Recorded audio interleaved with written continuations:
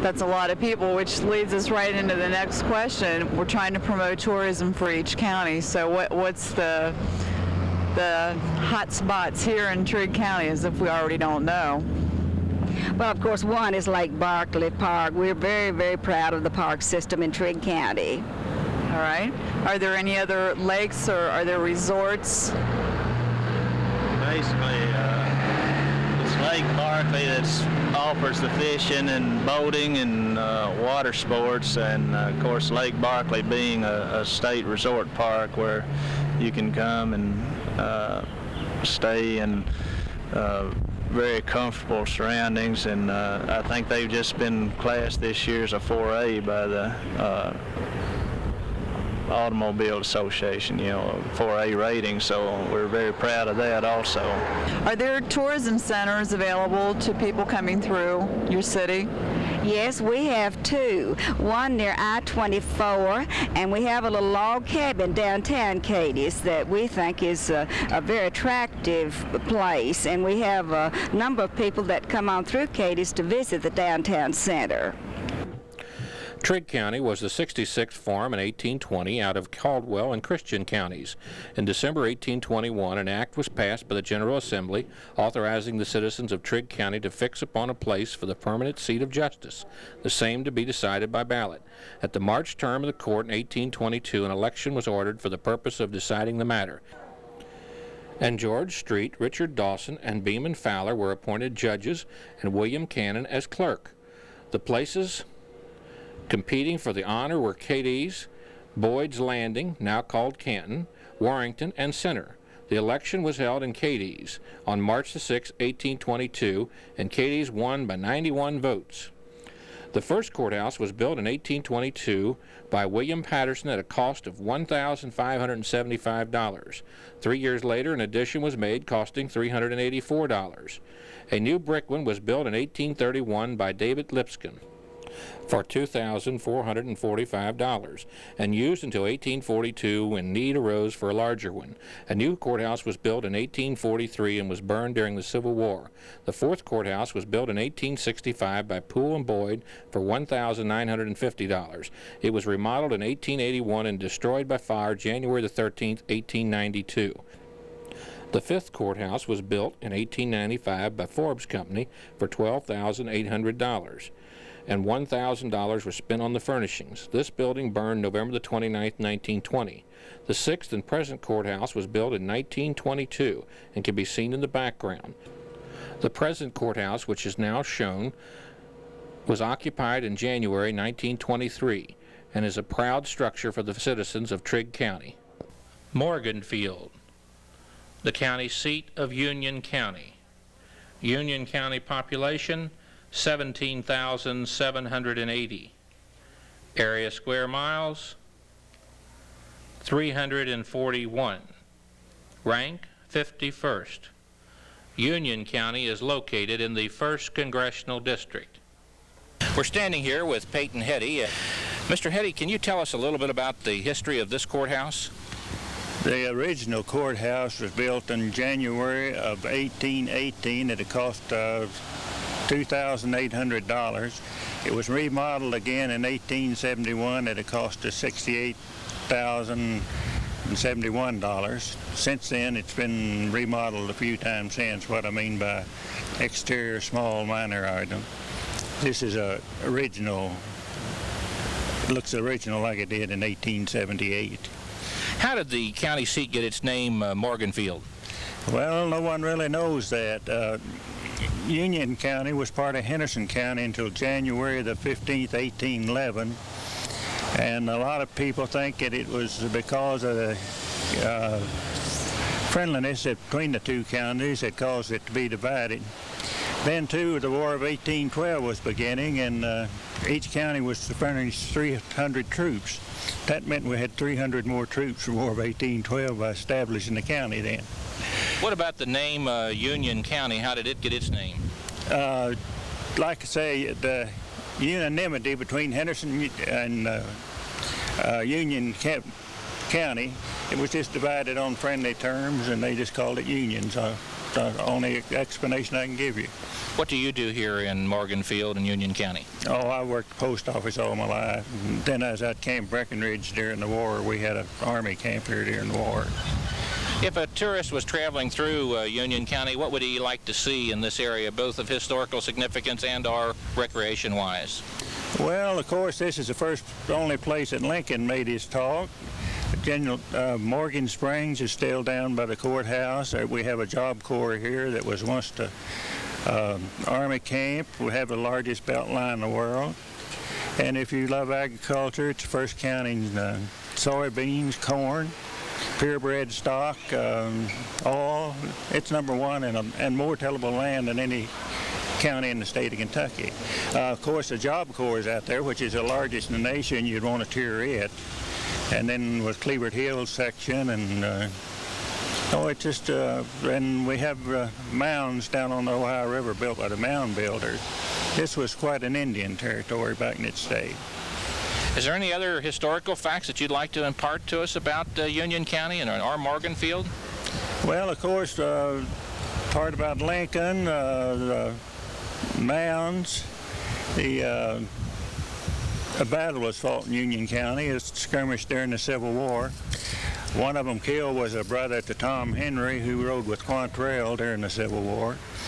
And there was several skirmishes and battles here during Civil War. What do you remember being said about the speech that Abraham Lincoln made here? Any historical significance or quotes or anything that you remember about that? Yes, there's quite a story on that. Of course, Abraham Lincoln owned land in Shawneetown. They heard he was over there and they requested that he come here. So he came from Shawneetown, the big long parade. It had a young lady from each state in the Union driven by a tandem of 6 white horses. He made his speech up behind, close to within 200 yards of here. The cannon blew up, and it's a, salute to Lincoln. When they fired the cannon blew up. And it's in the Kentucky Historical Museum now. The person that paid for his room and board was Jeremiah Riddle was captured during the war, and he's in a Yankee prison. So he wrote Lincoln a letter stating that he stayed with him at Morganfield, he and his friends, and he's put up at the best hotel in town. Cost him $30. That now he was in his tow, and he wasn't been, as a prisoner of war, he fought for the South, and he wasn't being treated quite as graciously as he was when he put him up. Lincoln sent him home. Yeah, that's true. Fantastic. Well, we appreciate the historical information that you've given us. This is Peyton Heddy, historian here in Union County in Morganfield, Kentucky. Mr. Heddy, we appreciate it very much. Thank you very much. I really enjoy history, and I'm quite proud of the county. We have one of the better counties in the state of Kentucky, so I've heard, and I believe it.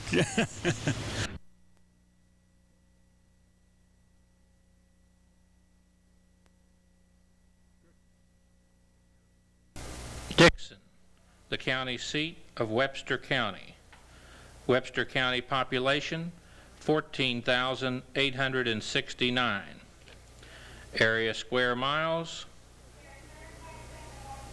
336. Rank, 55. Webster County is located in the 1st Congressional District.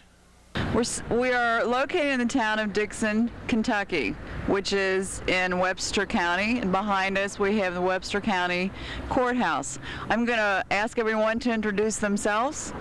I'm Katie Hibbs. I'm Teresa Hibbs. C.B. Clark. Jonelle Blackburn. Jim Townsend. Connie Townsend. Colin Todd. The county was formed in 1860 and named after Daniel Webster. It's believed that William Jenkins was from Virginia, and he was the first one to settle in Webster County. Also, Dixon, which is right here behind us, was incorporated as the county seat of Webster County on February 6, 1861. Dixon was named for Archibald Dixon, who was Lieutenant Governor of Kentucky in 1844 through 1848. The town of Dixon was laid out on land owned by Obros Mooney, who gave the land for the courthouse. Most people working with coal and farming. It would be nice to have some industry, more industry for our county. Completed in 1941, but they started construction in 38. Was the one? Was torn down, and a courthouse was built to replace it, and then that courthouse was torn down, and this one was built. History has it that the Webster County Courthouse burned, but it did not. During the Civil War, the jail burned, but we have the 1860 records. There were no records destroyed. It's believed that there were some, but that isn't true. We have a lake is one time called Reelamin Lake, also was called Walker's Lake. It would be beneficial to the county if it could be restored and, a lot of work done to keep it, to maintain it and everything. It could be brought back to life. It's sort of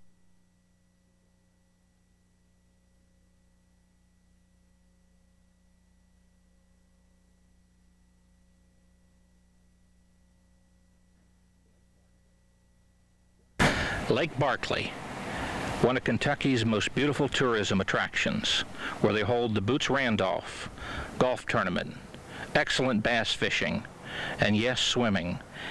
Lake Barkley Lodge, one of the prettiest in the nation.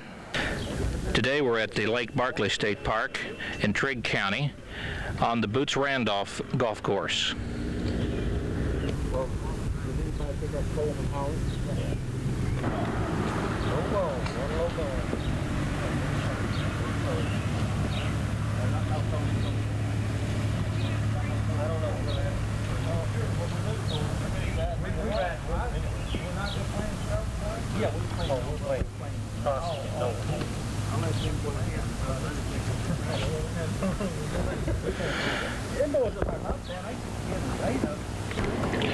We're at Lake Barkley Lodge at the Boots Randolph Golf Course, where Steve Barger is the golf pro and where many local tournaments as well as state tournaments are held here at the Boots Randolph Golf Course in Trigg County.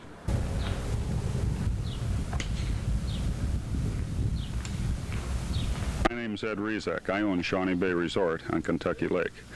I'd like to invite everyone to come to Western Kentucky. Western Kentucky is blessed with a number of tourist attractions and natural man-made wonders unique to any other part of Kentucky. Kentucky Lake has 2,300 miles of shoreline and comprises one of the largest man-made lakes in the United States. It also is the Tombigbee Waterway, which means you can boat down the Ohio River, lock up into Kentucky Lake, and continue on down through the Tombigbee Waterway to Mobile, Alabama.